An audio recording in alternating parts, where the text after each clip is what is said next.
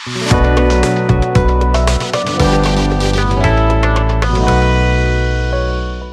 Students, जैसा कि अपने पिछली क्लास में बात की थी ट्रांसपोर्ट कम्युनिकेशन वाले सेगमेंट के बारे में, फंडामेंटल ऑफ ह्यूमन ज्योग्राफी में, और हमने देखा था कि वो टर्शरी सेक्टर का एक सेगमेंट था और जिसमें हमने ट्रांसपोर्टेशन में land transportation, air transportation, water transportation, तो ये एस्पेक्ट देखे थे, कम्युनिकेशन के एस्पेक्ट देखे थे। लैंड वाले में हमने हाईवेज देखे थे और रेलवे सिस्टम देखा था। दुनिया के जो बड़े रेलवेज हैं जैसे ट्रांस साइबेरियन रेलवे है और ट्रांस कैनेडियन, तो इसको कैनेडियन पैसिफिक रेलवे बोलते हैं, वो रेलवे है। उतने स्टुअर्ट रेलवे ऑस्ट्रेलिया का, उनके बारे में हमने क्या बात की थी। आज का जो अपना चैप्टर है वो चैप्टर है इंटरनेशनल ट्रेड। तो आज हम इंटरनेशनल ट्रेड के बारे में बात करेंगे। उससे पहले आपको मैं बताना चाहूँगा कि आप समर्थ एग्जाम प्रेप की जो ऐप है उसको डाउनलोड कर लीजिए ताकि आप वीडियो को कंटिन्यूएशन में प्राप्त कर सकें। साथ में अदर सब्जेक्ट्स के भी, अदर डोमेन के जो आपके सब्जेक्ट्स हैं, अदर डोमेन के जो आपके क्वेरीज हैं, उनसे रिलेटेड वीडियो और जो मटेरियल है वो आप वहाँ पे प्राप्त कर सकते हैं। आज के लेक्चर के बारे में मैं आपको थोड़ी चीज़ें ब्रीफ करना चाहूँगा कि देखिए ट्रेड क्या चीज़ होती है। ट्रेड होता है कोई चीज़ जिसकी आवश्यकता आपको है, वो चीज़ आपके पास नहीं है, वो चीज़ क्या करेंगे आप? आयात करेंगे। जो चीज़ आपके पास एक मात्रा से ज़्यादा है वो चीज़ क्या करेंगे? आप बेचेंगे और उसको अंतर्राष्ट्रीय टर्म में जब देखा जाता है, जब उसे देश से बाहर भेजा जाता है तो उसे निर्यात बोला जाता है। निर्यात आयात में क्या चीज़ ध्यान रखी जाती है? इसमें ध्यान रखा जाता है कि भाई निर्यात ज़्यादा हो, क्योंकि जितना ज़्यादा निर्यात होगा उतना ही देश की प्रोस्पेरिटी क्या है? बढ़ेगी, देश की इनकम क्या है? बढ़ेगी। और आयात जितना ज़्यादा होगा उतना देश की क्या है? प्रोस्पेरिटी कम होगी, क्योंकि देश का जो पैसा है वो क्या है? बाहर जाएगा। इसको प्रभावित करने वाले कारक क्या हो सकते हैं? कोई देश है वो क्या उत्पादन करता है, उसी चीज़ के आधार पर तय होगा कि वो देश किस चीज़ को निर्यात करेगा या आयात करेगा। अब मान लीजिए कि सऊदी अरब है या अरब कंट्रीज के देश है, वहाँ पे तेल बहुत ज़्यादा है तो वो क्या करते हैं? तेल का निर्यात करते हैं। लेकिन ऐसा हो सकता है कि वो डेजर्ट में है तो उनके वहाँ पे पेयजल उपलब्ध नहीं है, तो उनको क्या है? पानी जैसी मूलभूत चीज़ आयात करनी पड़ सकती है। इस प्रकार से जो ज्योग्राफिकल फैक्टर्स होते हैं वो क्या है? किसी भी देश के मोड ऑफ इकोनॉमी को क्या करते हैं? प्रभावित करते हैं। एग्रोक्लाइमेटिक कंडीशंस हैं किसी देश की, वो क्या तय करती है कि उस देश में किस प्रकार की कृषि होगी। जैसे अपने पढ़ा था प्रेरी, स्टेपी, वेल्ड्स, ये सारे अपने रीजन देखे थे दुनिया के। इन रीजन्स में क्या था? बड़े स्तर पे एग्रीकल्चर, फार्म एग्रीकल्चर और बड़े स्तर पे व्यापारिक पशुपालन होता था। अब ऐसी कंडीशन थी तो ये देश क्या करते हैं? खाद्यान्नों का, प्रोसेस्ड फूड्स का और डेयरी प्रोडक्ट्स का क्या करते हैं? निर्यात करते हैं। और कुछ देश ऐसे भी होंगे जहां पे इनके अलावा और चीजें होती होंगी, जैसे भाई साइबेरियन जो कंट्रीज हैं या जो अल्पाइन रीजन के जो कंट्रीज हैं, उनके यहाँ पे क्या है? नरम लकड़ी के पेड़ बहुत ज्यादा है जो कि लंबरिंग में काम आते हैं। फर और ये स्प्रूस, लार्च, मेपल, तो इन वृक्ष का क्या यूज होता है? बाद में कागज लुगदी वाला कागज बनाना, फर्नीचर बनाना, उसमें इस्तेमाल होता है। तो वो इस चीज का क्या करते हैं? एक्सपोर्ट करते हैं। कुछ देश ऐसे हैं जो ज्योग्राफिकली, जो जियोलॉजिकली जो उनका स्ट्रक्चर है वो इस तरीके का है कि वहाँ की जो सैंड है या जो भूमि है उसमें क्या है? बड़ी मात्रा में मिनरल्स पाए जाते हैं। तो वो लोग क्या करते हैं? खनन बेस्ड एक्सपोर्ट करते हैं। वहां से क्या है? खनन जो अयस्क हैं वो दूसरे देशों में निर्यात किए जाते हैं। कुछ देश ऐसे हैं जिनके पास बहुत अच्छी टेक्नोलॉजी है, वो क्या करते हैं? कच्चा माल मंगवा के उसको प्रोसेस करके तैयार माल क्या करते हैं? दूसरे देशों में भेजते हैं। ज्यादातर डेवलप्ड कंट्रीज क्या करती हैं? प्रोसेस्ड माल को ही दूसरे देशों में बेचती हैं। प्रोसेस्ड माल को दूसरे देशों में बेचने से फायदा क्या होता है कि आपके पास, आप ऐसे समझो कि आप एक किसान हो, आपने टमाटर लिया, खेत में छटनी कर ली टमाटर की और टमाटर को आप बेचने गए। अब आप 500 किलोमीटर, 200 किलोमीटर चल के मंडी में टमाटर लेके गए हो। अब वहां पे आपको मंडी में जाके भाव, मान लो कि आपको कह रहा है कि भाई 5 रुपए केजी आपका टमाटर लिया जाएगा। अब आप वहां पे अपनी गाड़ी को खड़ा भी नहीं रख सकते, क्योंकि टमाटर का क्या है? एक निश्चित समय के बाद, अगर गर्मी है या आपने उसको अच्छे से वो नहीं कर रखा, तो एक निश्चित समय के बाद वो खराब होने लग जाएगा। तो आप पे प्रेशर रहता है कि अब मेरे को भी ये बेचना है, तो आप वेट नहीं कर सकते, तो आपको जितना पैसा मिल रहा है उसी पैसे में आपको उसको बेचना पड़ता है। इसका मतलब क्या है, बाजार के अंदर एक निश्चित सीजन में आवक होती है। अब टमाटर है, उसके जो फसल का जो चक्कर है, आजकल तो क्या है, ग्रीन हाउस जो इफेक्ट है उसकी वजह से एग्रीकल्चर का थोड़ा सा हर टाइम में हर फसल, हर फल, सब्जियां आप देखते हो मिलने लग गई है। लेकिन एक पहले तो ऐसा समय था कि सीजन विशेष में ही वो फल आते थे, सीजन विशेष में ही वो सब्जियां आती थी।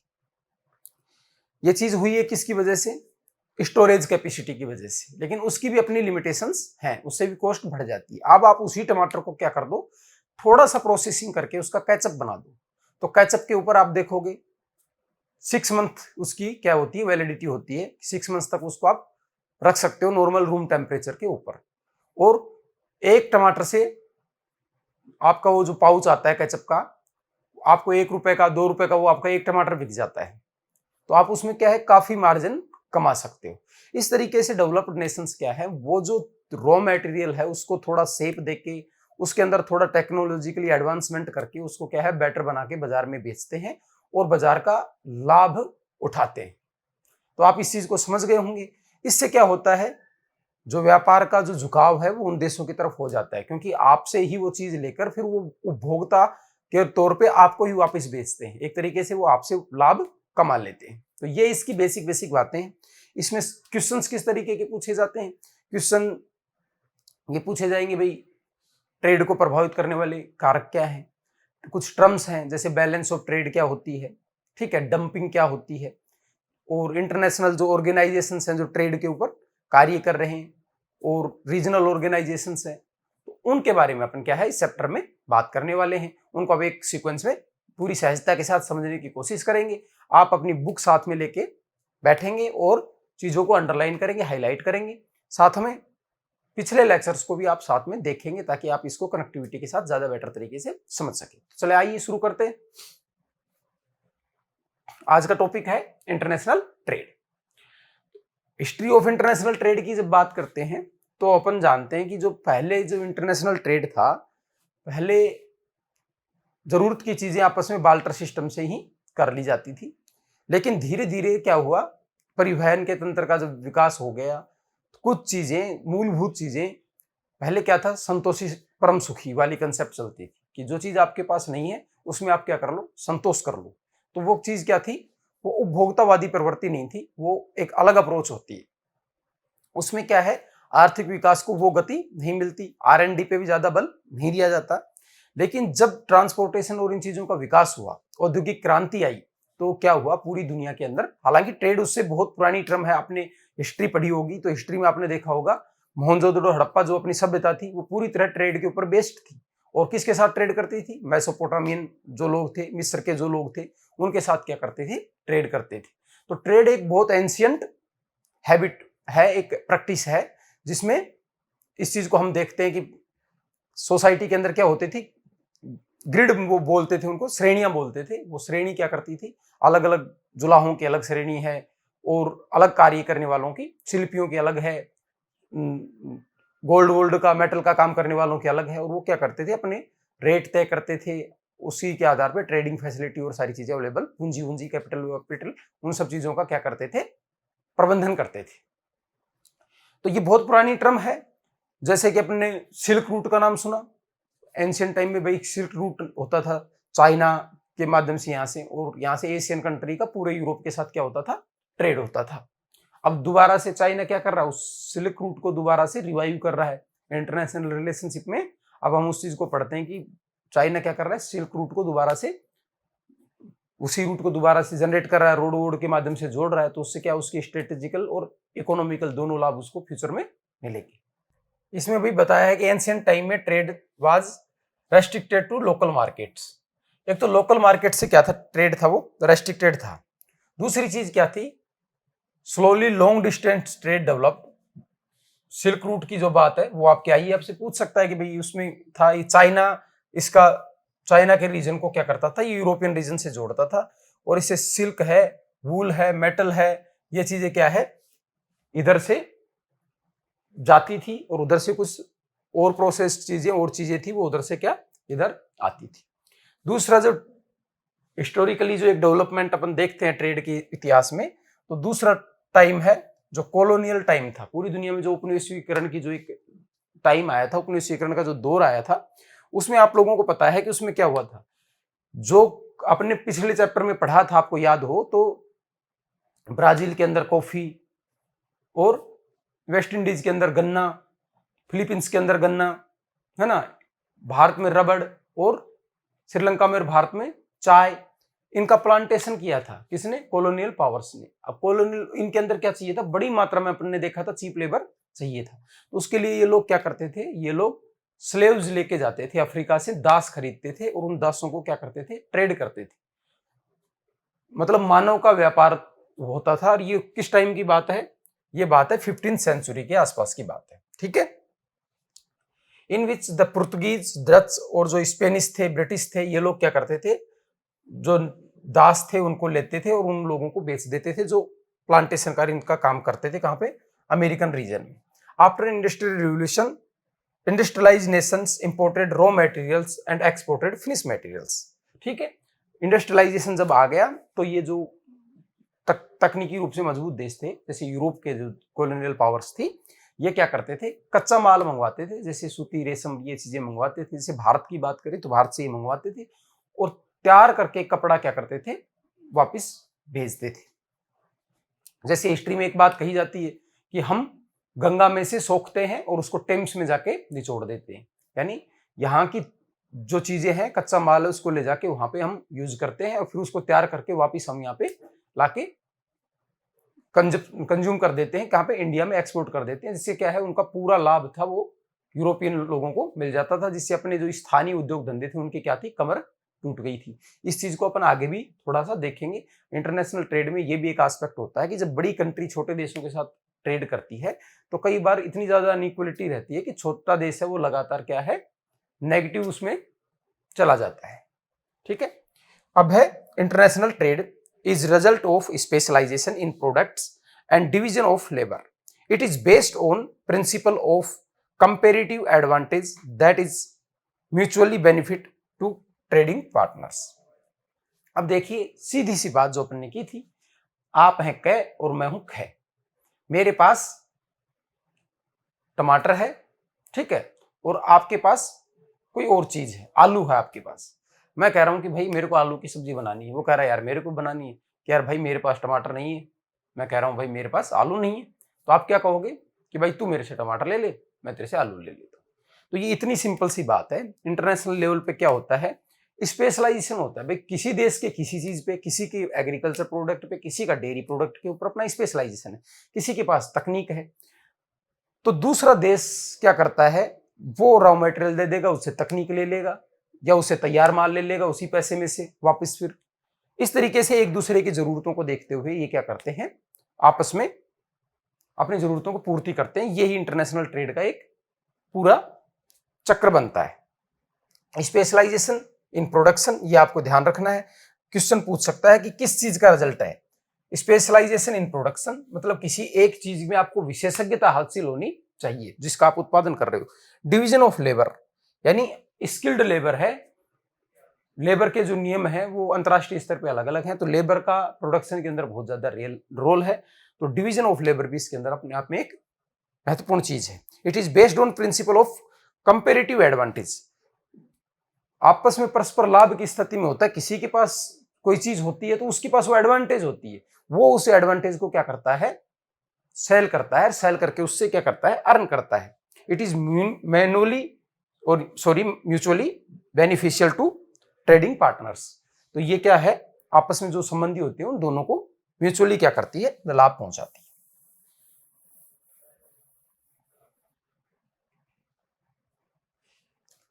Basis of international trade. अब इंटरनेशनल ट्रेड के जो बेसिस हैं उसकी बात अपन करते हैं। तो इसमें अपन देखते हैं कुछ चीजें। Difference in national resources. भाई पूरी दुनिया में जो रिसोर्स हैं वो क्या है? उनके अंदर बहुत ज्यादा डिफरेंस है, एक जैसा नहीं है। वो डिफरेंस क्या करता है? वो डिफरेंस क्या करता है? जैसे भाई कोई देश है उसके अंदर लोहा ज्यादा पाया जाता है, किसी में पेट्रोलियम पाया जाता है, किसी में एग्रीकल्चर, जो अपन ने पहले बात की थी। तो वो रिसोर्स में डिफरेंस है, वो डिफरेंस क्या करता है, आपस में उनको ट्रेड करने के लिए मजबूर करता है। ठीक है। जियोलॉजिकल स्ट्रक्चर है वो अलग अलग देश का अलग अलग होता है, किसी के पास लैंड फर्टाइल है, किसी के यहाँ पे पूरा रेगिस्तान है। ठीक है। किसी के यहाँ पे माउंटेन है, किसी के लोलैंड है। तो उससे क्या है, पूरा मोड ऑफ इकोनॉमी चेंज हो जाता है, प्रोडक्शन की टाइप चेंज हो जाती है, प्रोडक्शन करने वाले जो मटेरियल्स हैं वो क्या है, चेंज हो जाते हैं। वही चीज क्या करती है, आगे ट्रेड का आधार बनती है। मिनरल रिसोर्सेज, अभी ये जियोलॉजिकल स्ट्रक्चर है, इसी से ये चीजें निकल जाती हैं। ज्योग्राफिकल एस्पेक्ट अपने इसको बोल सकते हैं कि भाई कहीं का जियोलॉजिकल स्ट्रक्चर है वो अलग है, मिनरल अलग पाए जाते हैं, क्लाइमेट अलग है। क्लाइमेट अलग होता है तो क्या है, डिफरेंट टाइप ऑफ वेजिटेशन होती है, डिफरेंट टाइप ऑफ एनिमल पाए जाते हैं, डिफरेंट टाइप ऑफ प्रोडक्ट्स वहां पे होंगे, और डिफरेंट टाइप ऑफ गुड्स की क्या है, डिमांड वहां पर होगी। ठीक है। पॉपुलेशन एक फैक्टर होता है, बिल्कुल अपन ने पॉपुलेशन वाले में बात की थी कि पॉपुलेशन की साइज, पॉपुलेशन की स्किल्स हैं, उसके अंदर डिस्ट्रीब्यूशन है, डाइवर्सिटी है, वो सारी चीजें क्या करती हैं, ट्रेड को प्रभावित करती हैं। क्योंकि जो पॉपुलेशन होती है वो क्या करती है, बाजार का काम करती है। इंडिया के फ्यूचर की पावर माना जा रहा है, पूरी दुनिया भारत के अंदर इन्वेस्ट करना चाहती है। क्यों करना चाहती है, इसलिए करना चाहती है क्योंकि भारत के अंदर पॉपुलेशन बहुत ज्यादा है, और पॉपुलेशन इतनी ज्यादा होने की वजह से यहाँ पे उत्पादों की खपत बहुत ज्यादा है। तो ये एक बड़ा बाजार है जिसको ये लोग किसके रूप में देखते हैं, पॉसिबिलिटी के रूप में देखते हैं। तो पॉपुलेशन इस तरीके से क्या करती है, प्रभावित करती है। दूसरा अपन ने देखा था कि किसी उद्योग के लगने में एक चीज महत्वपूर्ण क्या थी, labour, skilled labour, unskilled labour, availability of labour कितनी है, किस कॉस्ट पे अवेलेबल है, ये सारी चीजें क्या है, उत्पादन को प्रभावित करती है, और फाइनली क्या है, ट्रेड को प्रभावित करती है। कल्चरल फैक्टर्स हैं। कल्चरल फैक्टर में क्या चीज आ जाती है, कल्चरल फैक्टर में ये चीज आ जाती है कि कुछ देशों की कुछ कल्चरल चीजें होती है, और ट्रेडिशनली वो इतनी मजबूत होती है कि वो इंटरनेशनल ट्रेड के अंदर उसको क्या करते हैं, इस्तेमाल करते हैं। जैसे अपने, जिनको अपन स्थानीय उसमें समझे, आपको मैं एक समझाता हूँ चीज।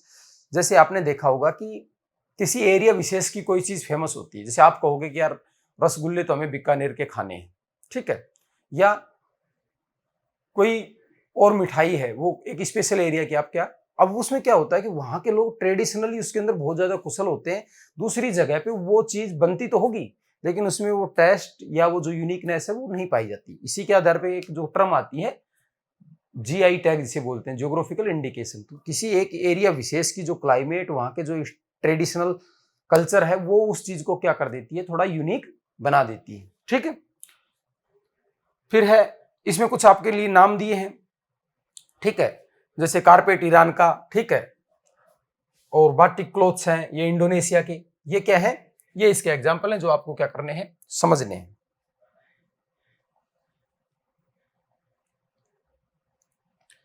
ठीक है भाई, तो ये नाम है, ये पूछ लेगा तो ये नाम आपसे डायरेक्ट उसमें पूछे जा सकते हैं, फैक्चुअल उसमें। ये आपको क्या याद करने हैं। ठीक है। Stage of economic development. Stage of economic development में क्या चीज आती है कि कोई देश है, वो सारे देश इक्वली तो डेवलप्ड है नहीं, सारे देशों के पास इक्वल लेवल ऑफ टेक्नोलॉजी नहीं है, सारे देशों के पास इक्वल लेवल ऑफ रिसोर्सेज नहीं है। तो लेवल ऑफ डेवलपमेंट अलग है, तो कौन सा देश किस लेवल में आता है, कोई कंट्री है वो डेवलप्ड है, कोई कंट्री वो डेवलपिंग है, कोई अंडर डेवलप्ड है। जो कंट्री डेवलप्ड है उसके पास क्या है, high capital, high human resources और हाई टेक्नोलॉजी है। तो वो क्या करता है, जो प्रोसेस्ड गुड है, जिनको बोलते हैं अपन विनिर्मित जो चीजें हैं, उन चीजों को क्या करता है, बेचता है, मशीनरी और तकनीक, इन चीजों का एक्सपोर्ट करता है, फिनिश्ड गुड को बेचता है। और जो देश कंपेरेटिवली लो कंडीशन में है, वो देश क्या है, एग्रो प्रोडक्ट्स को ज्यादा, प्राइमरी सेक्टर वाले जो सेगमेंट उसको ज्यादा एक्सपोर्ट करते हैं, और तैयार माल को क्या है, उनको खरीदना पड़ता है। Extent of foreign investment. अब फॉरेन इन्वेस्टमेंट का क्या रोल है कि मान लीजिए आप हो कै, ठीक है, आपके पास 50 बीघा जमीन है, पर रुपये आपके पास है 5। अब 5 रुपए में आप क्या करोगे, कुछ नहीं करोगे, आपकी जमीन भी खाली पड़ी रहेगी। अब मैं आता हूं, मैं कहूं कि भाई कै, आप क्या कीजिए, ये पैसे रख लीजिए और बीज लेके आइए और आप उगा लीजिए और मेरे को थोड़ा % दे दीजिए। ठीक है। ऐसे टाइम पे अगर आपको कैपिटल या टेक्नोलॉजी मिल जाए तो आप क्या है, अपने पोटेंशियल का, अपनी चीजों का ज्यादा बेहतर तरीके से इस्तेमाल कर सकते हो।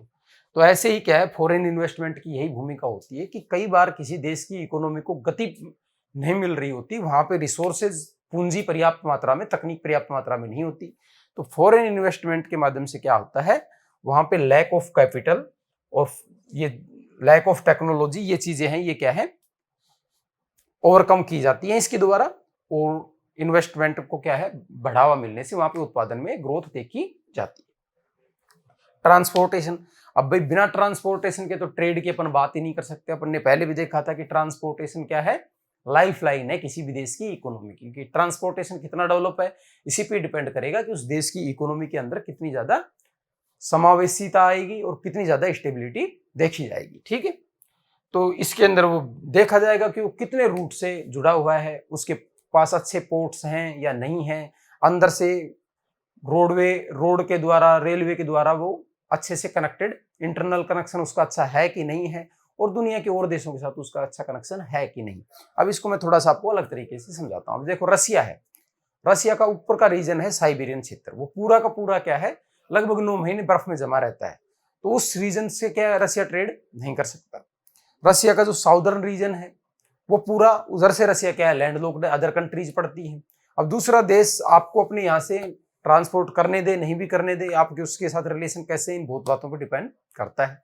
पश्चिम में भी रसिया क्या है, लैंडलॉक्ड है एक तरीके से, पूरा यूरोपियन कंट्रीज है। ठीक है, पूर्व में रसिया के पास क्या है, समुद्र है, लेकिन पूर्व में रसिया के पास कुछ नहीं है, क्योंकि अपन ने देखा था कि रसिया का मोस्ट ऑफ डेवलपमेंट किस क्षेत्र में है, पश्चिमी क्षेत्र में, उद्योग भी उधर ही लगे हैं, तो उसकी इतनी चीजों को वो वहां तक लाएगा। रसिया अपने आप में पूरा एक कॉन्टिनेंट को कवर करता है, पूरा एशियन कॉन्टिनेंट को रसिया कवर करता है। अब इतनी बड़ी डिस्टेंस में हमने देखा था 9000 किलोमीटर लंबा उसका रेलवे लाइन था। इतनी लंबी डिस्टेंस अगर करके आएगा तो उसकी कॉस्ट क्या है, बहुत ज्यादा बढ़ जाती है। अगर वही देश छोटा सा है सिंगापुर, सिंगापुर क्या है, सिंगापुर खुद का कुछ भी नहीं है, बस जहाज आते हैं, वहां पे रुकते हैं, टूरिस्ट आते हैं, इस तरीके से एक सर्विस प्रोवाइडर देश बना हुआ है अपनी लोकेशन की वजह से, क्योंकि वो ट्रांसपोर्टेशन के हिसाब से चारों तरफ से वेल कनेक्टेड है। तो ये सारे फैक्टर्स हैं, ये क्या करते हैं, प्रभावित करते हैं किस चीज को, इंटरनेशनल ट्रेड। तो इसको आप अच्छे से समझ गए होंगे। इनमें से कोई एक चीज देके आपसे अगर आप क्वेश्चन पूछ ले कि कौन सी चीज उसको प्रभावित करती है या नहीं करती, तो आप आसानी से कर देंगे, और आपको अब कर भी लेना चाहिए। अब अपन बात करते हैं aspects of international trade. Aspect में क्या चीज है, वॉल्यूम ऑफ ट्रेड देखा जाता है। वॉल्यूम ऑफ ट्रेड में क्या होता है कि किस देश से कितनी चीज जाती है, कितनी चीज आती है, उसका भार के कंसेप्ट में इसको देखा जाता है। लेकिन अब भार तो तोला नहीं जा सकता हर चीज का, तो इसमें इस तरीके से देखा जाता है कि भारत से कितने रुपए का माल बेचा जाता है और कितने रुपए का माल वापिस आता है। जितना ज्यादा ट्रेड कोई कंट्री करेगा, मतलब इसका आयात निर्यात जितना ज्यादा, निर्यात जितना ज्यादा होगा उतना ही प्रॉफिट ज्यादा होगा। लेकिन अच्छे ट्रेडिंग क्यों मानी जाती है, आयात भी खूब हो आपका, पर आपका निर्यात उससे ज्यादा हो। तो मतलब आप जब बड़े स्तर पे व्यापार करते हो तो क्या है, आप जैसे अब यूरोप के कंट्री देखो, अब यूरोप के कंट्री क्या है, वो निर्यात कर सकते हैं, लेकिन वो निर्यात क्यों नहीं कर पाएंगे ज्यादा, क्योंकि वो प्रोसेस्ड चीजें बेचते हैं, तो उनको कच्चा माल आयात करना पड़ेगा। इसलिए आप देखेंगे कि यूरोप और अमेरिका दुनिया के बड़े आयातक भी हैं और दुनिया के बड़े निर्यातक भी हैं। समझ गए आप इस कंसेप्ट को। तो अपन क्या कह सकते हैं कि उनका वॉल्यूम ऑफ ट्रेड है वो बहुत ज्यादा है। क्यों? क्योंकि वो दोनों ही चीजों में अग्रिम पंक्ति के अंदर खड़े हुए हैं। इसको देख लो एक बार भाई।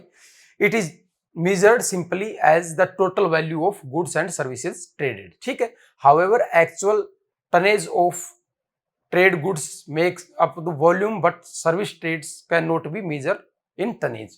अब जो माल है उसको तो आप क्या बाहर में नाप लोगे, अब सर्विसों का भी वो होता है, तो इसको अब किस कंसेप्ट में नापा जाता है कि आपकी आमदनी कितनी हुई और आपने चुकाया कितना, इस तरीके से इसको देखा जाता है। कंपोजिशन ऑफ ट्रेड देखा जाता है। कंपोजिशन ऑफ ट्रेड में अगर अपन बात करें कि भाई किस तरीके की चीजें आपके ट्रेड का हिस्सा है, कंपोजिशन में ये चीज देखी जाती है। अर्लियर लेवल पे आपके उसमें बता रखा है। अब जो ग्राफ बन रहे हैं आपके, जो उस ग्राफ में क्या समझाया हुआ है, आपके ग्राफ में यही समझाया हुआ है कि पिछले सालों का जो कंपैरिजन किया है कि सदी के जो अपनी शुरुआत हुई थी उस टाइम पे ट्रेड किस तरीके का था, प्राइमरी गुड्स का ज्यादा रोल था उसके अंदर, कच्चे माल को लाना, उसके ऊपर ज्यादा एग्रीकल्चर एक्टिविटी उनके ऊपर ज्यादा फोकस्ड था। धीरे धीरे क्या हुआ कि ट्रेड के अंदर सेकेंडरी जो एक्टिविटीज है, उद्योग विनिर्माण की भूमिका बढ़ती चली गई। तीसरा उसका आउटकम क्या है उस टेबल का, जो ग्राफ है उसका, तीसरा उसका आउटकम है कि आज भी विनिर्मित जो चीजें हैं उन्हीं का इंटरनेशनल ट्रेड के अंदर आधिक्य है, लेकिन सर्विस सेक्टर तेजी से ग्रोथ दिखा रहा है। सर्विस सेक्टर की भूमिका, टर्सरी सेक्टर की भूमिका तेजी से बढ़ती हुई दिख रही है। ठीक है, यही चीज आपकी आती है कि किसी देश के ट्रेड के अंदर किस चीज की हिस्सेदारी ज्यादा है, ये इसको किस चीज के रूप में देखा जाता है, कंपोजिशन ऑफ ट्रेड के रूप में देखा जाता है। डायरेक्शन ऑफ ट्रेड, अब डायरेक्शन ऑफ ट्रेड आपको लगेगा भाई ये क्या चीज है, भाई डायरेक्शन ऑफ ट्रेड ये है किस दिशा में आपका ट्रेड हो रहा है। अब इंडिया है, इंडिया का दक्षिण पूर्वी एशिया में भी ट्रेड होता है और वेस्टर्न कंट्रीज के साथ भी ट्रेड होता है। डायरेक्शन से ये पता चलता है कि कौन सी इकोनॉमी किस इकोनॉमी के साथ ट्रेड कर रही है। अब इंडिया है, इंडिया बांग्लादेश के साथ ट्रेड कर रहा है, तो वो सीधी सी बात है कि वो प्रोड्यूस जो प्रोसेस्ड फूड है उनकी तो वहां पे कर नहीं रहा, दोनों क्या है आपस में कच्चे माल का ट्रेड कर रहे हैं। अब यह प्रॉब्लम क्या आती है, जब कोई इकोनॉमी आसपास में सेम एनवायरनमेंट वाले उससे घिरी हुई होती है तो उसको क्या है नियरेस्ट मार्केट नहीं मिल पाता, क्योंकि भाई चावल वो भी पैदा कर रहे हैं, चावल आप भी पैदा कर रहे हो, गेहूं वो भी पैदा कर रहे हैं, गेहूं आप भी पैदा कर रहे हो, तो अब वो आपसे क्यों खरीदेंगे और आप उनसे क्यों खरीदोगे, तो आप ही के जो ट्रेड रिलेशंस हैं वो इतने ज्यादा बेनिफिशियल एक दूसरे के लिए नहीं है। ऐसे में क्या होता है कि डेवलपिंग कंट्रीज क्या है अपने कच्चे माल को डेवलप्ड नेशंस के पास भेजती हैं, उनके पास क्या है टेक्नोलॉजी, वो अच्छी टमाटर का क्या बनाएंगे, केचप बनाएंगे, तो वो क्या आपको अच्छा रेट दे देंगे और वो चीज को तैयार करके फिर आपके कंजप्शन के लिए वापस भेज देंगे। तो ये एक ट्रेड की क्या है, इसे डायरेक्शंस अपने को पता चलती है। Earlier valuable goods and artefacts were exported to European countries by the developing countries. पहले क्या था कि जो आर्टिफैक्ट्स थे, वैल्यूएबल जो गुड्स थे वो डेवलपिंग कंट्रीज से क्या किए जाते थे, यूरोप को एक्सपोर्ट किए जाते थे। ठीक है, later in 19th century manufacture goods from European countries were exchanged with food stuff and with raw material from their colonies. तो पहले क्या थे, अपन ने पहले पढ़ा था कि भाई ढाका का मलमल था, ऐसा था कि एक अंगूठी में पूरा थान निकाल लो। हिस्ट्री में आपने पढ़ा होगा, हिस्ट्री में एक ऑथर लिखता है कि भारतीय रेशम के हाल ये हैं कि पूरा यूरोप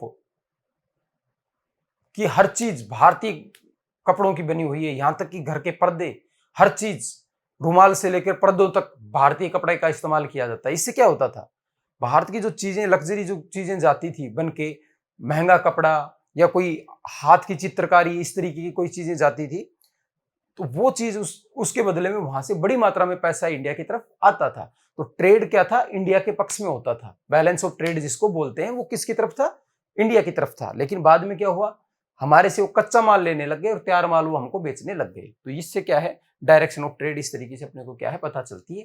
तो ये कह रहा है कि जो शुरुआती दौर में क्या था, इस सदी की शुरुआत में क्या था, कच्चा माल उधर ज्यादा जाता था, पर 19वीं सदी आने के बाद मतलब औद्योगिक क्रांति होने के बाद क्या हो गया, स्थिति बदल गई और अब वो हमें तैयार माल और जो लग्जरी चीजें हैं वो लोग हमें बेचते हैं और हमारे यहाँ से कच्चा माल और इस तरीके की चीजें विदेशों में जाती हैं।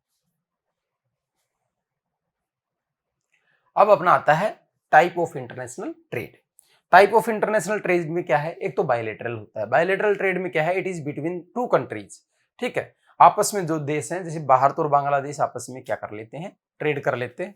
ठीक है, और किस चीज का ट्रेड कर लेंगे, जिसके पास जो स्पेशलिटी होगी, भाई आपके पास ये चीज है आप मेरे को दे दीजिए, मेरे पास ये चीज है आप ये चीज ले लीजिए, ये इसके अंदर ट्रेड होता है। फिर है मल्टीलेटरल ट्रेड। मल्टीलेटरल ट्रेड के अंदर क्या चीज होती है, it is conducted with many trading countries. ठीक है, और एक क्या करते हैं, बहुत सारे देश मिलकर एक ग्रुप बना लेते हैं, उस ग्रुप के अंदर क्या करते हैं, वो आपस में ट्रेडिंग करते हैं। उनमें क्या करते हैं, अपने एक टर्म आई है आपके इसमें मोस्ट फेवर्ड नेशन की टर्म होती है जिसको MFN का दर्जा बोला जाता है। MFN का दर्जा दे देते हैं। MFN का दर्जा क्या होता है, मोस्ट फेवर्ड नेशन। उसमें ये कहते हैं कि भाई किसी देश को अगर आप रियायत दे रहे हो, जैसे आप हो कै और मैं हूं खै, आप कह रहे हो कि यार मेरे तो खै बहुत पसंद है, भाई क्यों, कि भाई कै के पास वो चीजें हैं, मेरे पास ये चीजें, और हम दोनों का ट्रेड अच्छा चल रहा है, मैं इसको कुछ रियायतें दूंगा। पर जब आप मल्टीलेटरल ट्रेड करोगे और आप एक ग्रुप बनाओगे तो आपको वही सुविधाएं अदर मेंबर को भी देनी पड़ेगी। इसके पीछे यही कंसेप्ट है, ठीक है, कि आप बायलैटरल ट्रेड में तो ये चीजें कर सकते हो, मल्टीलेटरल में आपको एक समझौता करना पड़ता है, आप उस समझौते को तोड़ नहीं सकते, आपस में किसी एक को प्रेफरेंस नहीं दे सकते। वो जो मोस्ट प्रीफर्ड नेशन की भी कंसेप्ट चलती है कि आप प्रेफरेंस दोगे, लेकिन वो आपको दूसरे देशों को भी देनी पड़ेगी जो आपके ग्रुप में है। बैलेंस ऑफ ट्रेड, अभी अपन ने बात की थी, बैलेंस ऑफ ट्रेड ये है कि भैया मिस्टर कै और मैं हूं मिस्टर ख, भैया आप मेरे को देते हो 5 रुपए की चीज और मैं आपको देता हूं 10 रुपए की चीज, मतलब आपके यहाँ पे 10 रुपए की चीज बेचता हूं, तो कुछ समय बाद स्थिति क्या आएगी, आप गरीब होते चले जाओगे, मैं अमीर होता चला जाऊंगा, या उल्टा मान लो मैं अगर कम भी देता हूं आप ज्यादा देते हो तो आप अमीर होते चले जाओगे, मैं गरीब होता चला जाऊंगा। इससे क्या है, ट्रेड क्या है, इम्बैलेंस हो जाएगा। तो बैलेंस ऑफ ट्रेड में क्या चीज है कि कोई देश अगर उसका आयात निर्यात बराबर रहता है तो वो क्या है, बैलेंस है। और किसी देश विशेष के साथ कई बार ऐसा बहुत ज्यादा होता है कि डेवलप्ड नेशन है, वो क्या है, प्रोसेस्ड चीजें अपने को बेचते हैं, तो उनकी चीजें कम मात्रा में होने के बावजूद भी उनका विकल्प हमें और कहीं मिलता नहीं है। उन्होंने आपस में क्या कर रखा है, एग्रीमेंट्स कर रखे हैं, जैसे यूरोपियन यूनियन बना रखी है, इस तरीके से उन्होंने अपनी यूनियन बना रखी है, तो वो उससे कम पे बेचते नहीं है। तो डेवलपिंग नेशन है वो क्या है, बैलेंस ऑफ ट्रेड है, वो डेवलप्ड नेशंस की तरफ झुका रहता है। क्यों, क्योंकि भाई उनकी चीजें कम मात्रा में होने के बावजूद भी ज्यादा पैसे की हमें खरीदनी पड़ती है और हमारी चीजें ज्यादा होने के बावजूद भी कम पैसे में उधर जाती है। अब इसकी कुछ जो टर्म्स होंगी, कुछ चीजें होंगी, उनको आप एक बार देख लीजिए। It refers to volume of good and services imported and exported. ये अब चीज आप समझ गए कि कितना कोई देश खरीदता है और कितना कोई देश बेचता है, ठीक है। अगर आपका इंपोर्ट है वो ज्यादा है तो आप इम्बैलेंस की स्थिति में हो, और एक्सपोर्ट ज्यादा है तो आप एडवांटेज की स्थिति में हो, और दोनों बराबर है तो आप बैलेंस की स्थिति में हो। अनफेवरेबल बैलेंस ऑफ ट्रेड में क्या है, आपके imports are more than your exports. बस ये लाइन आपको पूछ लेगा एग्जाम में, ठीक है। और फेवरेबल का क्या हो जाएगा, जब आपका एक्सपोर्ट्स है वो क्या है, ज्यादा हो, किससे, एक्सपोर्ट आपका ज्यादा हो इंपोर्ट से, तो क्या है, फेवरेबल कंडीशन है आपके लिए, ठीक है। और जब आपका इंपोर्ट है वो ज्यादा हो, किससे, एक्सपोर्ट से, तो वो अनफेवरेबल ट्रेड है आपके लिए, अनफेवरेबल कंडीशन है आपके लिए। सिंपल शब्दों में समझो आप बात। फिर अपन बात करते हैं केस फॉर फ्री ट्रेड।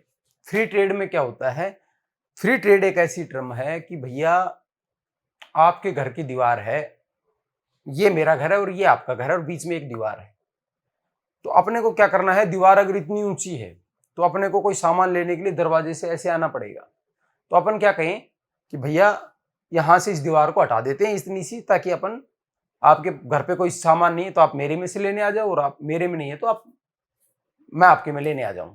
तो इससे क्या, अपन ने बीच के जो अवरोध थे वो क्या कर दिए, कम कर दिए। अंतरराष्ट्रीय स्तर पे क्या होता है कि किसी भी देश की सीमा में अगर किसी देश का जहाज घुसता है, या कोई देश दूसरे देश के अंदर अपनी चीजें बेचना चाहता है, तो वो अपने देश के नियम कायदे बनाकर उनके ऊपर टैक्स या सीमा शुल्क, इस तरीके की क्या है, सीमाएं लगा देता है, लिमिट लगा देता है कि इससे ज्यादा आप नहीं ले सकते।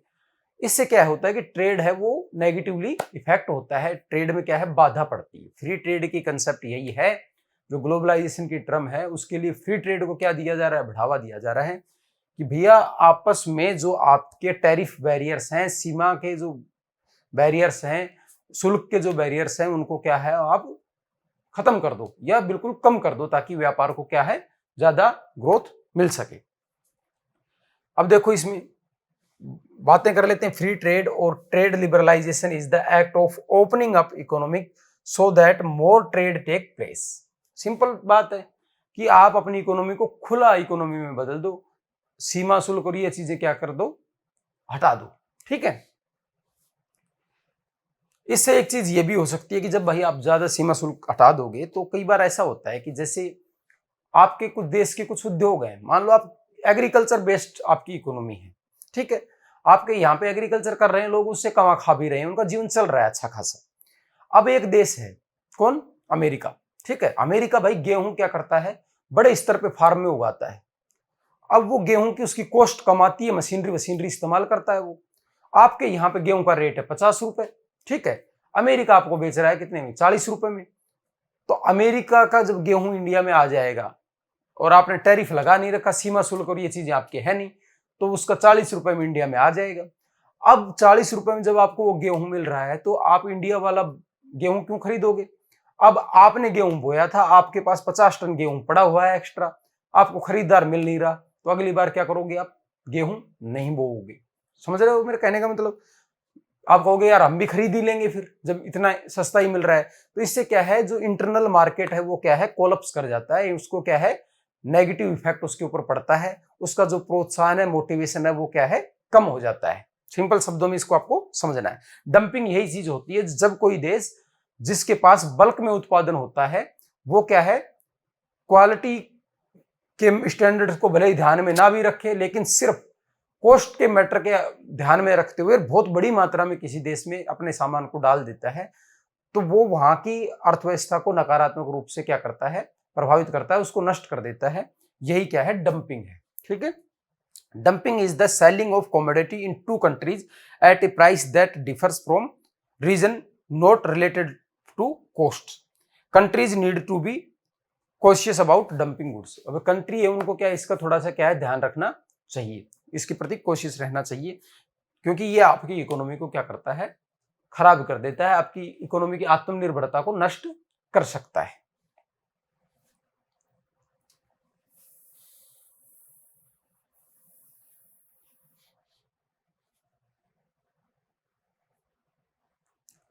फिर इसके लिए एक ऑर्गेनाइजेशन है, वर्ल्ड ट्रेड की जब बात की जा रही है, तो अगर 4 लोग या आप जैसे अपनी क्लास में रहते हो तो अब 50 लोग हो, 50 लोगों में आप क्या कर लेते हो, एक मॉनिटर चुन लेते हो। ठीक है। या आप कुछ नियम कायदे बनाते हो जिनको क्या करता है, कोई आदमी देखने वाला होता है कि ये चीजें ठीक से चल रही है या ठीक से नहीं चल रही।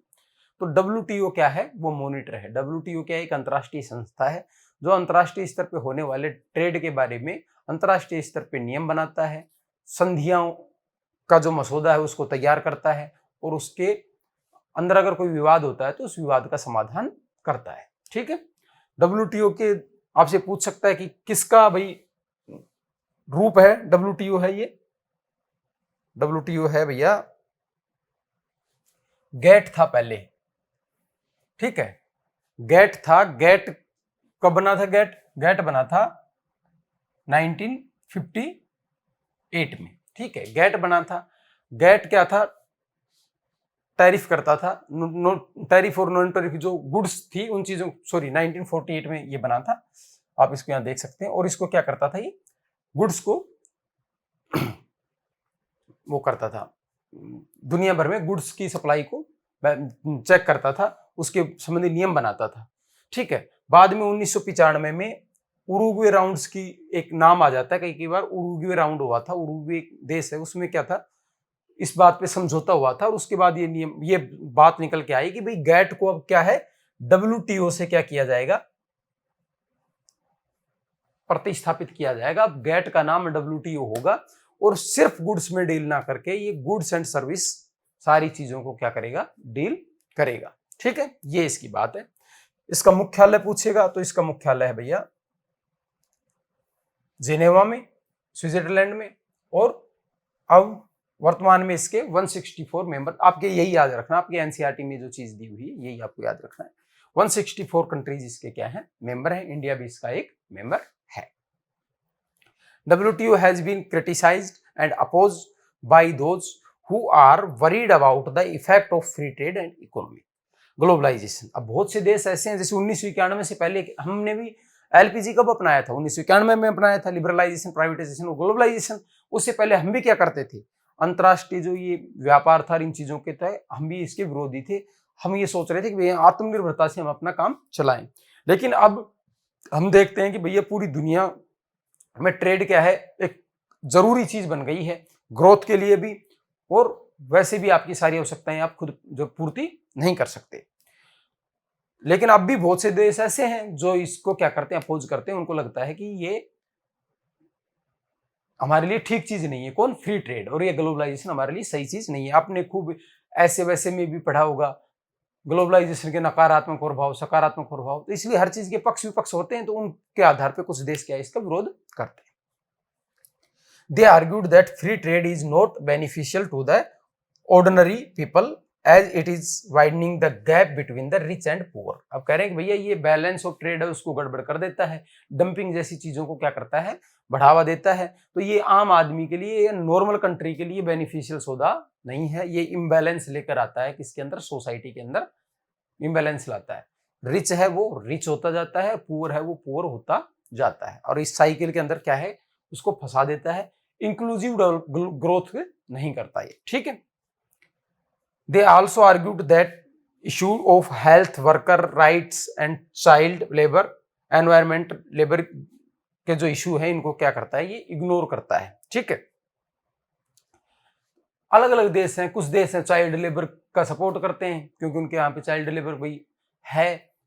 डेवलप्ड नेशन है वो चाइल्ड लेबर का विरोध करते हैं, वो कहते हैं कि भाई इससे क्या है, यहाँ की जो प्रोडक्ट्स हैं उनकी कॉस्ट बहुत कम हो जाती है, तो उनके प्रोडक्ट्स की वो का बाजार कम हो जाता है उनकी चीजें महंगी होने की वजह से, तो वो उसका विरोध करते हैं। और चाइल्ड लेबर वैसे भी एक अच्छी चीज नहीं है। क्यों नहीं है? क्योंकि भाई देखो, पढ़ेगा नहीं इंडिया तो बढ़ेगा नहीं इंडिया। अगर वो चाइल्ड लेबर करने लग जाएगा बच्चा, तो बच्चा पढ़ेगा नहीं तो उसके अंदर स्किल्स नहीं आएंगे तो वो रिसोर्स पर्सन नहीं बनेगा। रिसोर्स पर्सन नहीं बन पाएगा तो वो ना तो एक अच्छा नागरिक बन पाएगा, ना वो देश के लिए किसी तरीके का उत्पादक बन पाएगा। वो एक समस्या बन जाएगा, एक डिपेंडेंट बन जाएगा। तो इसलिए एजुकेशन जरूरी है और चाइल्ड लेबर का हमें क्या है, अपोज करना है, ठीक है। अगर आप कहीं चाइल्ड लेबर देखते भी हो, चाइल्ड लेबर जैसी कोई चीज देखते हो, तो आपको उसका विरोध करना चाहिए।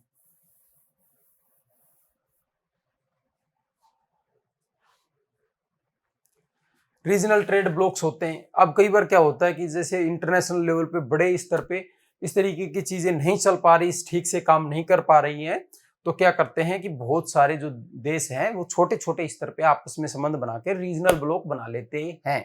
अब मान लो कि भाई इंडिया है, इंडिया क्या करता है, जूट पैदा करता है, बांग्लादेश भी जूट पैदा करता है। अब इन दोनों को पता है कि हम दोनों जूट पैदा करते हैं। अब इंडिया जूट बेचने जाए भाई कितने रुपए में, 60 रुपए में, दूसरा कह रहा है भाई मैं 55 में दे दूंगा, तो इन दोनों का मार्केट क्या है, खराब होता है। अब ये एक जैसी चीजें पैदा करने वाले देश हैं, ये सारे मिलकर एक ग्रुप बना लें। जैसे ओपेक बना है, ऑयल प्रोड्यूसिंग कंट्रीज। ओपेक नहीं था उससे पहले क्या था, इराक कह रहा है कि भाई मैं आपको 50 रुपए में तेल दे दूंगा, ईरान कह रहा है कि मैं 41 में दे दूंगा, सऊदी अरब कह रहा है कि चलो मैं 30 में दे दूंगा। तो इनसे क्या, इनका ट्रेड क्या था, मतलब उसके अंदर कोई एक नियम कायदा नहीं था, ये इसका पूरा लाभ नहीं ले पा रहे थे। पर जैसे ही ओपेक बना तो एक नई टर्म आ गई, पेट्रो डॉलर। पेट्रोलियम ने क्या है, पूरी इकोनॉमी को, पूरी दुनिया की इकोनॉमी को अलग तरीके से प्रभावित कर दिया। पेट्रोल के रेट बहुत ज्यादा बढ़ गए। जैसे आप ऑटो लेने के लिए जाओ और ऑटो वालों की अगर यूनियन नहीं है तो आप कहोगे भैया 100 रुपए में, दूसरा कहेगा नहीं मैं लेके चल रहा हूँ 80 रुपए में।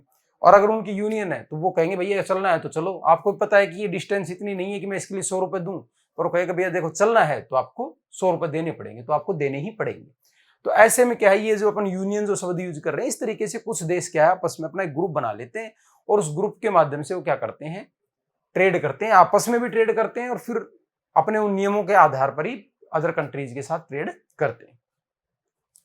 Remove trade tariffs with the member Nations, आपस में क्या है, सीमा शुल्क और उन चीजों को क्या है, हटा देते हैं। In future it could be difficult to free trade to take place between different trade blocs. अब क्या है कि जैसे भाई आपने मेरे साथ समझौता कर लिया, तो आप क्या है, स्वतंत्र तरीके से काम नहीं कर सकते, दूसरे ग्रुप के साथ जुड़ने में आपके ऊपर कई नियम कायदे, कई शर्तें आपकी होती हैं उसके ऊपर। तो इस तरीके से कह रहा है कि फ्यूचर में इस चीज को कर सकता है। तो आप स्टेटमेंट के तौर पे ये चीज पूछ ले कि रीजनल ट्रेड के बारे में क्या ठीक है क्या नहीं है, तो ये जैसे आपको दे दे, चारों लाइन दे दे कि ये किसकी वजह से आया है, फेलियर ऑफ ग्लोबल ऑर्गेनाइजेशन है उसकी वजह से आया है, तो आप कहोगे यस सर आया है, ठीक है, ऊंची आवाज में बोलोगे यस सर, टिक मार दोगे आया है। फिर आप देखोगे कि भाई अब इन छोटे, इनके अंदर लगभग 52% क्या है, 120 रीजनल ट्रेड ब्लॉक बन गए और लगभग 52% ट्रेड इसके द्वारा होता है। उसमें किस तरीके से लिख देगा, 52% नहीं लिखेगा उसके अंदर, उसमें लिख देगा दुनिया का आधे से ज्यादा व्यापार रीजनल ट्रेड ब्लॉक्स में होता है। तो सही है कि नहीं है, सही है भाई, आधे से ज्यादा होता है, ठीक है। आपस में ये लोग क्या करते हैं, अपने संबंधों को खत्म कर लेते हैं। वो लिख देगा कि आपस में संबंधों को, टैरिफ बैरियर्स को इनको क्या है, कड़ा कर देते हैं, तो क्या हो जाएगा, गलत हो जाएगा। और कह देगा कि रिमूव कर देते हैं तो क्या हो जाएगा, सही हो जाएगा। इन फ्यूचर ये लाइन दे देगा कि भाई ये क्या डिफरेंट डिफिकल्टी पैदा कर देगा किस चीज में, डिफरेंट ट्रेड ब्लॉक्स में ट्रेडिंग के अंदर। तो ये बात अगर ऐसे आती है तो सही है, और कहेगा कि नहीं ये इसको आसान बना देगा, तो ये क्या हो जाएगा, गलत हो जाएगा। तो इस तरीके से आपको क्या है, चीज को पूरी तरीके से समझ लेना, ताकि वो थोड़ा सा लैंग्वेज को चेंज करके या भाषा के आधार पर कोई क्वेश्चन बनाए तो आप उसको सहजता से कर ले जाएंगे। अब ये इंटरनेशनल आपके एनसीईआरटी में ये टेबल दी हुई है, ये आपके यहाँ पे थोड़ी विजिबल कम भी हो तो भी आप इस चीज की शिकायत ना करके इस चीज को अपनी एनसीईआरटी के अंदर पढ़ें, क्योंकि ये सिर्फ इसलिए डाली गई है ताकि मैं आपको ये चीज बता पाऊं कि आपको किस चीज पे ध्यान देना है। बस ये इसलिए डाली गई है क्योंकि ये बड़ी टेबल है, तो ये अच्छे से इसके अंदर विजुअलाइज नहीं हो पा रही थी। इसमें क्या है, आसियान रीजन है, ठीक है, association of south east Asian Nations, इसकी फुल फॉर्म पूछ सकता है, ठीक है, आपसे, ठीक है। इसका हेडक्वार्टर कहाँ है, जकार्ता इंडोनेशिया में है, ठीक है। इसके मेंबर कंट्रीज क्या हैं, तो इनमें से 4 दे देगा कि इनमें से कौन सा आसियान का मेंबर नहीं है, इस तरीके की चीज पूछ सकता है। आसियान में इंडिया नहीं है, ठीक है। क्वेश्चन मेरे को लगता है ज्यादातर क्वेश्चन इसी इंडिया के कॉन्टेक्स्ट में पूछेगा, दे देगा कि आसियान दक्षिणी पूर्वी एशियाई देशों का एक संगठन है, टिक, सही है। इसका मुख्यालय जकार्ता में है, ठीक है। 1967 में इसकी स्थापना हुई थी, ठीक है। भारत भी इसका एक सदस्य है, गलत, ठीक है। ऐसे आपको इसको याद रखना है, या कोई एक और देश दे देगा इस तरीके का, जैसे आप इसमें देख रहे हो भाई ऑस्ट्रेलिया भी नहीं, अमेरिका भी नहीं, चाइना भी नहीं है, तो ऐसे किसी देश का देगा तब आपको लगेगा कि यार ये तो हो सकता है, तो आपको इसको क्लियरिटी से याद करना पड़ेगा।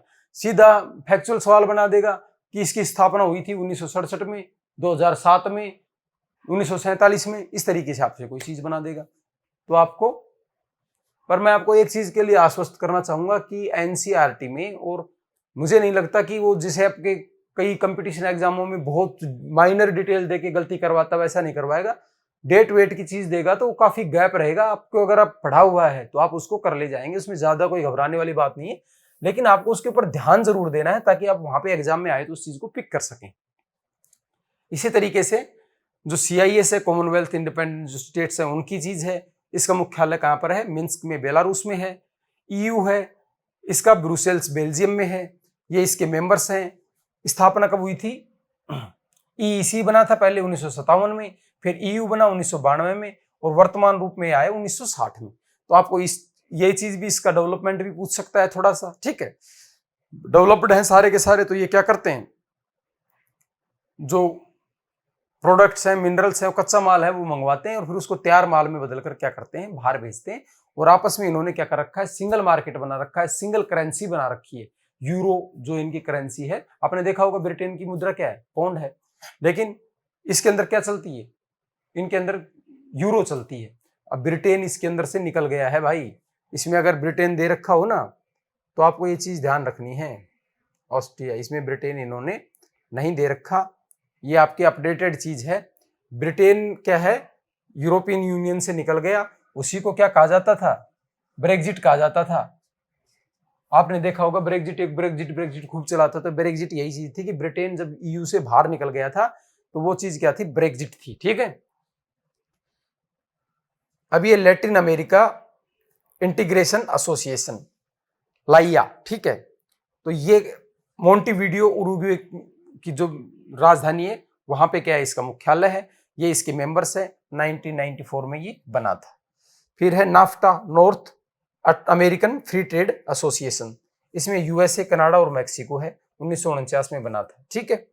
ओपेक है, वियना ऑस्ट्रिया में इसकी राजधानी है। देखो ये क्वेश्चन आपसे पूछ सकता है भाई, ओपेक आप खूब पढ़ लिया, organisation of petroleum exporting countries, मुख्यालय पूछेगा, आपको लगेगा सऊदी अरब में हो सकता है, ईरान में हो सकता है, इराक में हो सकता है, ऐसे देगा इसमें मुख्यालय, आपका ध्यान ही नहीं जाएगा। वियना ऑस्ट्रिया में इसका मुख्यालय है, जो कि ऑस्ट्रिया तेल उत्पादक देश भी नहीं है, ठीक है।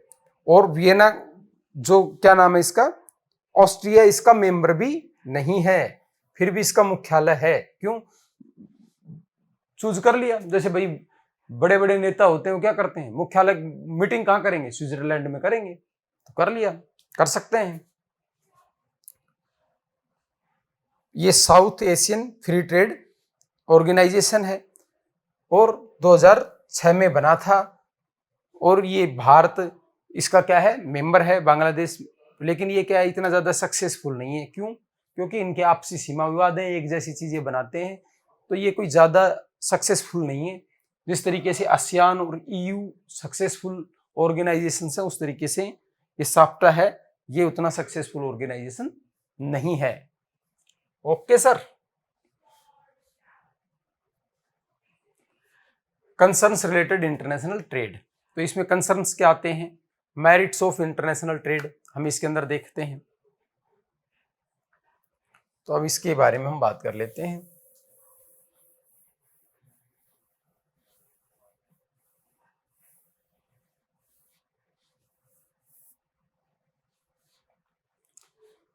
इंटरनेशनल ट्रेड इज, आजा भाई आजा, international trade is beneficial if it promotes regional specialisation, higher level of production, better standard of living, worldwide availability of goods and standards, equalization of price and wages and diffusion of knowledge and culture। कह रहा अगर इस तरीके से अगर ये काम करता है, पूरी दुनिया के अंदर क्या करता है स्पेशलाइजेशन लाता है, जिन देशों के पास तकनीक नहीं है उनके पास तकनीक पहुंचाता है, जिन देशों के पास पूंजी की कमी है वहां पूंजी पहुंचाता है, जहां कोई चीज नहीं मिल रही वहां पे वो चीज पहुंचाता है, उत्पादन को बढ़ाता है, जीवन स्तर को लिविंग स्टाइल को बढ़ाता है और वर्ल्ड वाइड जो अवेलेबिलिटी ऑफ थिंग्स है उसको स्टेबल करता है, उसको निश्चित करता है, प्राइस है वेजेज है उनको क्या करता है डिफ्यूज करता है, नॉलेज को क्या है सभी देशों में फैलाता है। तो ये अच्छा है, पर जब ये अनइक्वलिटी लेके आता है, ठीक है, कुछ देशों को लाभ पहुंचाता है, कुछ देशों को नुकसान पहुंचाता है और आपसी संघर्ष या तनाव उन चीजों का कारण बन जाता है, तो ये क्या है इसके डिमेरिट्स हैं। ठीक है, यही चीज आपको याद रखनी है। अनइवन लेवल ऑफ डेवलपमेंट और एक्सप्लॉइटेशन और कॉमर्शियल राइवलरीज इससे अपने को देखने को मिलती है। जो विकसित देश हैं उनकी तरफ व्यापार का क्या है झुकाव देखने को मिलता है और आपस में देश क्या करते हैं एक दूसरे पर प्रतिबंध लगा देते हैं, जैसे कोई संबंध गड़बड़ाता है उसके ऊपर व्यापारिक प्रतिबंध लगा देते हैं, उस पर दबाव बना देते हैं, तो उससे क्या उस देश की सॉवरेनिटी क्या होती है प्रभावित तो होती है, क्योंकि कोई सॉवरेन नेशन है वो अपने आंतरिक और बाह्य निर्णय स्वयं की क्षमता स्वयं की दम पर लेता है। और जो सोवरेनिटी क्या चीज होती है, जब कोई दूसरा देश आपके निर्णय को प्रभावित करने लग जाए तो आपकी सोवरेनिटी फिर नहीं रह जाती। तो ये बड़े देश हैं, ये ट्रेड व्रेड के नियम बनाकर दूसरे देशों की क्या है सोवरेनिटी को प्रभावित करते हैं, जो कि इसकी एक नकारात्मक चीज है।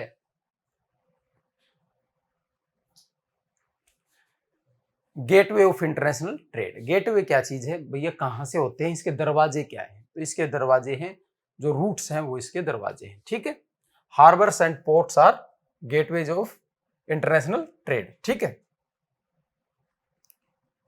हार्बर और जो पोर्ट्स हैं वो इसके गेटवेज हैं। These ports facilitate passage of cargoes travellers as well as provide facility to docking loading unloading और स्टोरेज। ये क्या करते हैं भाई, जो यात्री जहाज आते हैं या जो मालवाहक जहाज आते हैं उनको क्या करते हैं फैसिलिटी देते हैं, रुकने की फैसिलिटी देते हैं, सामान चढ़ाने की उतारने की और कुछ सामान है उसको स्टोर करने की भी फैसिलिटी देते हैं। ठीक है,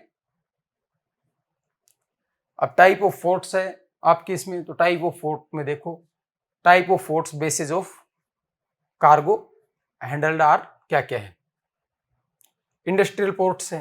इंडस्ट्रियल पोर्ट्स में क्या चीज है, the ports that handle bulk cargo like grain or oil chemical are called industrial ports। वे बड़ी मात्रा में जो इस तरीके के माल को क्या करते हैं जिनके ऊपर आता जाता है वो इंडस्ट्रियल पोर्ट्स कहलाते हैं। दूसरा है कॉमर्शियल पोर्ट्स, ये है पैकेज प्रोडक्ट्स मैन्युफैक्चर्ड गुड्स और पैसेंजर्स आर कॉमर्शियल पोर्ट्स। अभी कॉमर्शियल कौन से होते हैं, जिनके ऊपर पैकेज जो प्रोडक्ट्स हैं वो मैन्युफैक्चर्ड गुड्स हैं वो और पैसेंजर्स हैं वो इसके ऊपर आवागमन करते हैं, वो कॉमर्शियल पोर्ट्स कहलाते हैं। फिर है comprehensive ports, handle bulk and journal cargo. अब ये दोनों बल्क और जर्नल दोनों को क्या करते हैं डील करते हैं, volume are called comprehensive ports. Most of the world's great ports are classified as comprehensive port. जितने भी दुनिया के बड़े पोर्ट्स हैं वो इसी की कैटेगरी के अंदर आते हैं। क्वेश्चन आपसे ये बन सकता है कि दुनिया के अधिकांश बड़े पोर्ट्स किस कैटेगरी में आते हैं, तो कॉम्प्रिहेंसिव पोर्ट्स के अंदर आते हैं। Type of ports on basis of location, तो इनलैंड पोर्ट्स हो सकते हैं। इनलैंड पोर्ट्स जैसे आपके नाम दे दिया, मैनहेम है, कहाँ पे है, राइन रिवर के ऊपर है, ठीक है।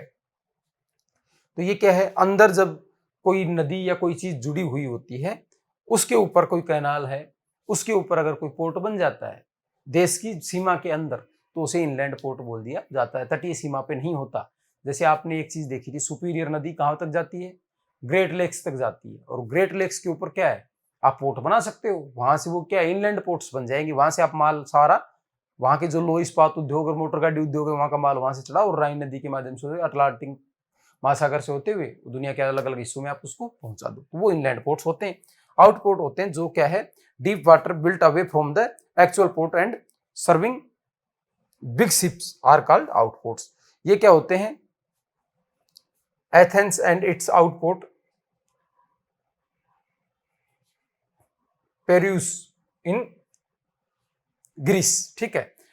इसमें क्या चीज है, इसमें यह है कि जैसे आपकी ये मैनलैंड है, आप इसको समझने की कोशिश करो कि ये आपकी मैनलैंड है और आपके यहाँ पे क्या है, छिछला पानी है। तो कई बार क्या होता है कि आपके यहाँ तक बड़ी जहाज नहीं आ सकते, पानी एक निश्चित गहराई का पानी चाहिए होता है। तो ये मैनलैंड से थोड़ा आगे जाके आर्टिफिशियल गहरी जगह पे और थोड़ा डिस्टेंस के ऊपर क्या है, पोर्ट बना देते हैं। ऐसे बहुत से कंट्रीज करते हैं जिनके पास जो कोस्ट लाइन होती है। तो ये आपका एग्जाम्पल दे दिया ग्रीस वाला, एथेंस का एग्जाम्पल दे दिया कि भाई इसका एथेंस का ग्रीस में जाके आउटपोर्ट है, जो इसकी मैनलैंड से क्या है, दूर है, ठीक है। तो ये मैनलैंड में नहीं होते, दूर होते हैं उससे। और किस लिए बना दिए जाते हैं, भाई जब गहराई वहराई जल की जो पर्याप्त नहीं होती, तो उससे क्या है, अच्छे बड़े मालवाहक जो कार्गोज हैं वो वहां तक पहुंच सकें, उसके लिए ये आउटपोर्ट्स बना दिए जाते हैं। Type of port on basis of specialise function, भाई कार्य क्या करते हैं उसके आधार पे है। तो इसमें आपके सबसे ज्यादा सवाल के आने की संभावना है इसके अंदर से। एक होता है ऑयल पोर्ट। ऑयल पोर्ट में क्या चीज होती है, that deals the processing and shipping of oil, ठीक है। इस पे क्या होती है, रिफाइनरी लगी होती है, जिसपे तेल वेल को क्या किया जाता है, प्रोसेस किया जाता है, फिर उसको एक्सपोर्ट किया जाता है यहाँ से। तो ट्रिपोली लेबनान में रिफाइनरी पोर्ट है, और अदन गल्फ ऑफ पर्सिया जो जगह है, आपने देखा होगा कि इस तरीके से ये है। तो ये गल्फ ऑफ पर्सिया ये वाला रीजन है। तो इसके तट पे बहुत सारे देशों के क्या है, रिफाइनरीज हैं, और ये यहीं से क्या करते हैं, प्रोसेसिंग करके चीजों को क्या करते हैं, बाहर भेजते हैं। तो इस तरीके के जो पोर्ट बनते हैं, जो तेल को प्रोसेस करते हैं, तेल से संबंधित कार्य करते हैं, उनको क्या कहा जाता है, ऑयल पोर्ट्स कहा जाता है। पोर्ट ऑफ कॉल क्या होते हैं, originally developed as calling points on main sea routes where ships used to anchor for refilling, watering and taking food items, ठीक है। ये क्या करते हैं, होनोलुलु है जैसे, और अदन है, ये पोर्ट ऑफ कॉल भी है। इनमें क्या होता है कि कोई बड़ी जहाज या यात्री जहाज जैसी भी जहाज जा रही है, तो बीच में एक स्टॉपेज की तरह ये काम करते हैं। यहाँ पे जाएंगे, थोड़ा रेस्ट लेंगे, कुछ छोटी मोटी मरम्मत है वो मरम्मत करनी है वो कर लेंगे, फूड लेना है वो ले लेंगे, पानी की सप्लाई करनी है, क्योंकि समुद्र का पानी तो पीने का होता नहीं, तो समुद्र का पानी, तो ये पीने का पानी स्टोरेज कर लेंगे, कुछ वेस्ट है उसको निकाल लेंगे वहां से, और रिफ्यूलिंग कर लेंगे। फ्यूल अगर लंबा रूट है तो और एडिशनल फ्यूल चाहिए तो वो उसको रिफिल कर लेंगे। तो ये कौन होते हैं, पोर्ट्स ऑफ कॉल होते हैं, होनोलुलु, अदन। तो ये इसके एग्जाम्पल देखकर, ये 4 देखकर इसका मिलान करवाएगा, और यही सवाल आपके बहुत ज्यादा संभावना आएगा इसके अंदर। पैकेट स्टेशन, इसमें क्या होते हैं, इनके ऊपर जो एक तरीके से जो डाक वाक वाली जो चीज होती है उस तरीके की चीज होते हैं, कम्युनिकेशन ट्रांसपोर्ट वाले पैसेंजर कार्गोज इस पे रुकते हैं, नोन एज फेरी पोर्ट्स, ठीक है। These are exclusive concern with the transportation of passengers and mail across water bodies covering short distance. Dover England है वो इसके अंदर, और क्लाइसिस फ्रांस का इसका एग्जाम्पल है। इन्हें फेरी पोर्ट्स भी कहते हैं, और क्या करते हैं, ये पैसेंजर्स और जो मेल होते हैं उन नियरेस्ट डिस्टेंस के होते हैं, शॉर्ट डिस्टेंस के, उसको तेजी से एक दूसरे की तरफ पहुंचाते हैं। इन्हें पैकेट स्टेशन कहा जाता है। जैसे अपने रो फेरी का नाम आपने सुना है, गुजरात से लेकर मुंबई के बीच में कह रहे हैं कि भाई रो फेरी शुरू करेंगे। यहां से क्या है, रोल ऑन रोल ऑफ, तेजी से वहां से लेके गए, तेजी से वहां से लेके आए, तो सस्ते ट्रांसपोर्टेशन की सुविधा भी इससे मिल जाती है। फिर है एंटरपोर्ट पोर्ट्स। इसमें क्या होता है, कलेक्शन सेंटर्स होते हैं ये, और गुड्स और जो गुड्स लेके आते हैं कार्गोज डिफरेंट कंट्रीज से, उनको यहाँ पे स्टोर करके और देशों में इसको क्या करते हैं, एक्सपोर्ट कर देते हैं। तो गोदाम होते हैं, एंटरपोर्ट्स क्या होते हैं, गोदाम होते हैं एक तरीके से, दूसरे देशों की चीज को मिला के अपने पास रख के और फिर अपने आसपास के एरिया में डिस्ट्रीब्यूट सप्लायर का काम ये करते हैं। सिंगापुर है ये इसका एग्जाम्पल है एशिया में, ठीक है। नेवल पोर्ट्स क्या होते हैं, जो नेवल पर्पज से बनाए जाते हैं। These ports serve warship and have repair workshops for them. Kochi है, करवार है इंडिया में, ये इसमें आते हैं। इसमें क्या होती है, जो सुरक्षा संबंधी जो उपकरण है, सुरक्षा संबंधी जो शिप्स हैं वो यहाँ पे रुकती हैं और रिपेयर की इन चीजों की क्या है, फैसिलिटी इनके ऊपर अवेलेबल रहती है। कोच्चि और करवार अपने इसी का एग्जाम्पल है। तो आज अपन ने क्या चीज देखी, आज अपन ने इंटरनेशनल लेवल पे ट्रेड देखा, ट्रेड के एस्पेक्ट्स देखे, इसको प्रभावित करने वाले कारक देखे, बैलेंस ऑफ ट्रेड क्या होती है, डंपिंग गुड्स क्या होते हैं, रीजनल ट्रेड क्या है, रीजनल ट्रेड ग्रुप्स कौन से हैं, WTO क्या काम करता है, 1948 में गेट के रूप में बना था, बाद में ये WTO में बदल गया 1995 में। ये सारी चीजें क्या है अपने इसके अंदर देखी। बाद में हमने गेटवे ऑफ ट्रांसपोर्ट देखा, गेटवे ऑफ ट्रांसपोर्ट में हमने पोर्ट्स की बात की, एंट्री पोर्ट्स की बात की, और एंट्री पोर्ट देखा हमने। एक बार फिर रिवीजन कर लेते हैं, देखो मेरे नाम याद नहीं आ रहा तो आपको क्या है, इन चीजों को रिकॉल करते रहना है। पोर्ट ऑफ कॉल देखा हमने, और इस चीज में कोई देखो, अगर आपको कोई चीज सीखनी है और उसको लंबे समय तक रिटेन रखना है तो आपको इसमें कोई झिझक या कोई चीज नहीं होनी चाहिए, हमेशा तैयार रहना चाहिए चीज को देखने के लिए, क्योंकि आप दोबारा उसको गलत नहीं करोगे फिर। तो इसमें जैसे ऑयल पोर्ट्स हैं, पोर्ट ऑफ कॉल है, पैकेट स्टेशन है, और एंटरपोर्ट है, और नेवल पोर्ट है। ये किसके ऊपर बेस्ड है, स्पेशलाइज्ड फंक्शन के ऊपर बेस्ड है। तो ये आज अपने सारी चीजें यहाँ पे देखी। तो आज की क्लास में यही थी, और आप समर्थ एग्जाम प्रेप की जो वेबसाइट है उसको डाउनलोड कर लीजिए, ताकि आप फ्यूचर में कंटिन्यूएशन में और वीडियोज क्या है प्राप्त कर सकें, और जो संबंधित अदर सब्जेक्ट्स हैं उनके वीडियो भी आप कंटिन्यूएशन में प्राप्त कर सकें। Thank you very much.